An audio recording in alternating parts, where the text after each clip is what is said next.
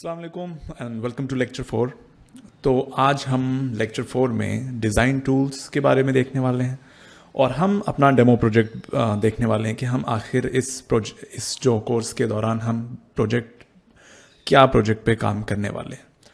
तो चलिए सबसे पहले हम शुरू करते हैं।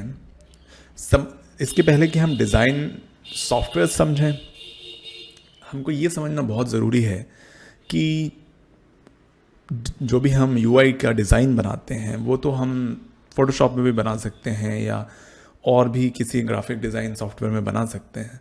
बट ऐसा क्यों हुआ कि हमें एक स्पेशल सॉफ्टवेयर की ज़रूरत पड़ी? फिग्मा हो गया, एडोबी एक्सडी हो गया, माइक्रोसॉफ्ट एक्सोर हो गया और भी बहुत सारे नए सॉफ्टवेयर्स आ चुके हैं। तो उसका रीज़न ये है कि इफ़ेक्टिवली अगर हमें काम करना है यूआई में तो उसके लिए हमें इन सॉफ्टवेयर्स की ज़रूरत होगी। वो हम देखते हैं क्यों। उसके लिए आपको वायर फ्रेम, लो फिडेलिटी और हाई फिडेलिटी के बारे में समझना थोड़ा सा ज़रूरी हो जाता है। तो जब हम यूआई डिज़ाइन जब करने के प्रोसेस में रहते हैं तो सबसे पहले तो हमारा जो फर्स्ट फेज़ रहता है वो हमारा आइडिएशन फेज़ रहता है।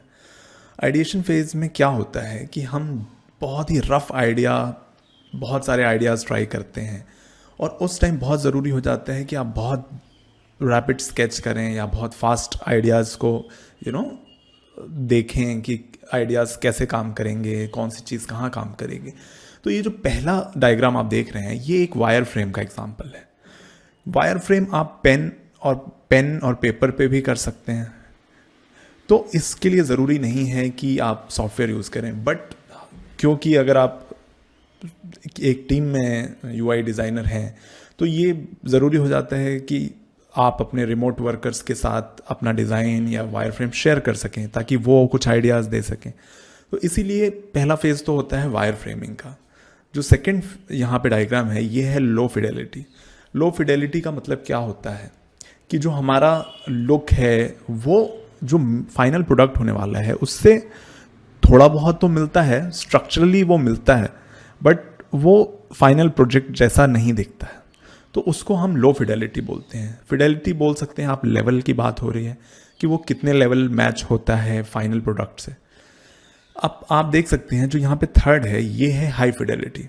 तो ये जो डिज़ाइन है ये हूबहू कहीं ना कहीं बहुत क्लोजली मैच होता है कि जो आपका जो फाइनल डिज़ाइन होने वाला है, फाइनल जो प्रोडक्ट में आपको जैसा दिखेगा उसके ही जैसा एकदम यहाँ पे दिखेगा आपका डिज़ाइन। तो ये हो गया वायर फ्रेम, ये हो गया लो फिडेलिटी, ये हो गया हाई फिडेलिटी। अब इन तीनों की ज़रूरत क्यों है? आप बिल्कुल से हाई फिडेलिटी पे अगर जाते हैं तो मान लीजिए एक तो आपका टाइम बहुत ही इसमें जाने वाला है, तो ये बनाने में बहुत ज़्यादा टाइम लगता है। और उसके बाद से अगर मान लीजिए आपके टेस्टिंग के दौरान कुछ ऐसा आपको चेंजेस करने हैं तो यहाँ पे चेंज करना आपके लिए बहुत टाइम कंज्यूमिंग भी होगा। और अगर किसी कंपनी को ये करना है तो उसके लिए ये एक तरह से लॉस, पैसों का भी लॉस होगा क्योंकि उसका टाइम लगेगा और टाइम के साथ पैसा भी लगेगा। तो इसीलिए ये ज़रूरी हो जाता है कि हम सबसे पहले अपना जो भी स्ट्रक्चर है वो वायर फ्रेम्स और लो फिडेलिटी पे पहले हम उसको बहुत ही पुख्ता कर लें कि हाँ हमें ऐसा ही चाहिए। तो ये 3 फेज़ हैं। इसके बाद का एक और फेज़ आता है जो कि प्रोटोटाइपिंग कहलाता है। अब प्रोटोटाइपिंग जो फेज़ है उसमें हम जितनी भी स्क्रीन्स रहती हैं हम उनको एक साथ जोड़ देते हैं और वो एक प्रोटोटाइप कह लीजिए या एक डेमो आपका बन जाता है कि आप उसमें मान लीजिए क्लिक करेंगे तो हालांकि वो सॉफ्टवेयर नहीं है, कोडिंग नहीं हुई है, बट यहाँ पे आप एक फेक लिंक लगा सकते हैं कि जब भी इस एरिया में क्लिक होगा वो नेक्स्ट पेज पे जाए। तो उसको हम प्रोटोटाइप बोलते हैं कि एक वर्किंग मॉडल जैसा बनाते हैं जो कि सिर्फ डिज़ाइन को हम लिंक करके बनाते हैं, उसमें बैक एंड में कोई कोड नहीं रहता है, कुछ भी नहीं रहता है। तो वो आप प्रोटोटाइप मान सकते हैं। बहुत ही अर्ली कॉन्सेप्ट रहता है, वो फंक्शनल रहता है प्रोटोटाइप। तो ये 4 एक फेज़ और रहता है प्रोटोटाइप। तो ये 4 फेज़ होते हैं। अब बात आती है कि हम यूआई डिज़ाइन के लिए फ़ोटोशॉप क्यों नहीं यूज़ कर सकते हैं या कोई ग्राफिक डिज़ाइन सॉफ्टवेयर क्यों नहीं यूज़ कर सकते हैं। अब करने को तो आप फ़ोटोशॉप पे ये सारी चीज़ें डिज़ाइन बहुत ईजिली कर सकते हैं, बट जो ये 4 फेज़ हैं इन फेज़ में आपको क्विकली मूव अगर करना है और आप चाहते हैं कि आप जो भी डिज़ाइन बनाएं वो एक ही जगह बहुत ही ऑर्गेनाइज्ड वे में रहे, और हालांकि आप फोटोशॉप पे ये बना सकते हैं, आप लो फिडेलिटी भी बना सकते हैं, आप हाई फिडेलिटी भी बना सकते हैं, बट जहाँ आपकी बात आती है प्रोटोटाइपिंग की, स्क्रीन्स को कनेक्ट करने की, वहाँ बहुत मुश्किल हो जाएगा फोटोशॉप में आपको, क्योंकि वहाँ ऐसी कोई फंक्शनैलिटी नहीं है। और अगर आप कर भी लेते हैं तो वो शेयर आप करने में आपको बहुत मुश्किल होगी किसी के साथ। पहले जब डिज़ाइनर्स के पास फिग्मा, अडोबी एक्सडी जैसे सॉफ्टवेयर नहीं थे, तो वो एक या दो सॉफ्टवेयर का एक मिक्स यूज़ करते थे, जिसमें एक सॉफ्टवेयर तो होता था सिर्फ डिज़ाइन बनाने के लिए, और फिर एक अलग सॉफ्टवेयर रहता था जिस पे आप सिर्फ स्क्रीन्स को लिंक करते थे प्रोटोटाइप बनाने के लिए। अब हुआ क्या, फिग्मा ने और अडोबी एक्सडी ने ये सारी चीज़ों को बहुत ही स्ट्रीमलाइन कर दिया, सिंपल कर दिया। तो आप विद इन वन सॉफ्टवेयर, एक ही सॉफ्टवेयर के अंदर आप डिज़ाइन भी बना सकते हैं, उनको फंक्शनल भी बना सकते हैं। और जो थर्ड मेन इंपॉर्टेंट चीज़ है कि आप फिग्मा और अडोबी एक्सडी में से ही अपने डिज़ाइन को हैंड ओवर कर सकते हैं या डेवलपर्स को भेज सकते हैं, और वो किसी भी कंपोनेंट या किसी भी एक चीज़ पे अगर वो क्लिक करेंगे तो उनको उस चीज़ के सारे प्रॉपर्टी दिख जाएगी कि वो हाइट कितनी है, विड्थ कितनी है, कितना स्पेसिंग है। तो ये बहुत इजी हो जाता है जब आप बहुत सारे लोगों के साथ टीम में काम कर रहे हैं। तो ये रीज़न था कि हमारा जो भी डिज़ाइन सॉफ्टवेयर हैं वो बहुत ही पॉपुलर हो गए। और आज जो हम सॉफ्टवेयर यूज़ करने वाले हैं, वो सबसे पहला सॉफ्टवेयर जो होने वाला है वो है फिग्मा। तो आप इसको figma.com पे अगर जाएंगे तो आप देख सकते हैं यहाँ आपके पास फिग्मा आ गया। ये आपको जब भी आप figma.com पे जाएंगे, अगर आपकी आईडी ऑलरेडी नहीं बना रखी है तो आपको ऐसा कुछ दिखेगा। तो यहाँ पे हम चलिए सबसे पहले तो साइन अप करते हैं। तो साइन अप करने के लिए आप सिंपली अपने गूगल से कर सकते हैं, या आप सिंपली यहाँ पे ईमेल और पासवर्ड से कर सकते हैं।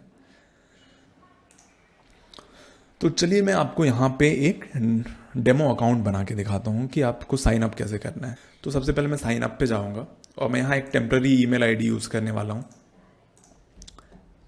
तो ये मैंने यहाँ पे कर लिया, यहाँ मैंने पासवर्ड करके। तो उसके बाद से ये आपसे कुछ डिटेल्स पूछेगा, आपका नाम पूछेगा, और ये आप कैसा काम करते हैं, ये थोड़ा सा सर्वे टाइप का है। तो यहाँ पे हम जैसे ही क्रिएट आईडी पे यहाँ क्लिक करेंगे, आपको ये वेरीफाई करने के लिए बोलेगा, और आप देख सकते हैं यहाँ आपको वेरीफाई कर सकते हैं आप जाके। और जैसे ही मैंने वेरीफाई किया, आप देख सकते हैं वेलकम टू फिग्मा लिख के आ गया है, और यहाँ पे हम टीम नेम दे सकते हैं या फिर हम इसे डू दिस लेटर कर सकते हैं।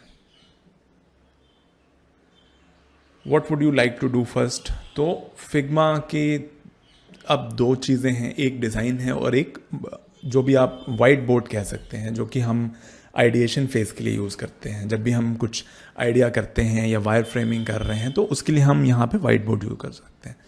तो यहाँ मैं सबसे पहले तो करूँगा I get started on my own, और देख सकते हैं कि जब आप साइन अप कर लेंगे तो आपको कुछ ऐसा इंटरफेस आपको फिग्मा देगा। यहाँ पे है रीसेंट, जो भी रीसेंट फाइल है, कुछ फाइल्स फिग्मा खुद की आपको देता है ताकि आप प्रैक्टिस कर सकें या फिर उसमें बना सकें या देख सकें कि वो काम कैसा कर रहा है। उसके बाद से हैं ड्राफ्ट। ड्राफ्ट्स में आप जो भी बनाएंगे वो ड्राफ्ट्स में रहता है। तो अडोबी एक्सडी जो है वो भी फिग्मा के जैसा ही है, बट अडोबी एक्सडी और फिग्मा में जो डिफरेंस मेन आता है वो ये है कि पहली चीज़ तो ये कि ये अडोबी का एक सॉफ्टवेयर है, तो ये अडोबी सूट के साथ आता है, और ये फिग्मा जो कि आप अपने वेब ब्राउज़र में भी चला सकते हैं। अडोबी एक्सडी को आपको डाउनलोड करके अपने कंप्यूटर पे इंस्टॉल करना पड़ेगा, और वो कहीं ना कहीं फिग्मा की कंपैरेटिवली बहुत ज़्यादा रिसोर्सेस लेता है। थोड़ा उतना फास्ट नहीं रहेगा अगर आपका कंप्यूटर बहुत पावरफुल नहीं है तो। और दूसरी बात ये है कि आप इसमें फिग्मा में आप ड्राफ्ट्स में से दूसरी बात यह है कि अगर आप मान लीजिए फिग्मा में हैं तो आप ड्राफ्ट्स में जितने भी आप प्रोजेक्ट बनाते हैं ये सारे प्रोजेक्ट आप शेयर कर सकते हैं लोगों के साथ और वो बहुत ईजिली देख सकते हैं, इस पर कोई लिमिट नहीं है।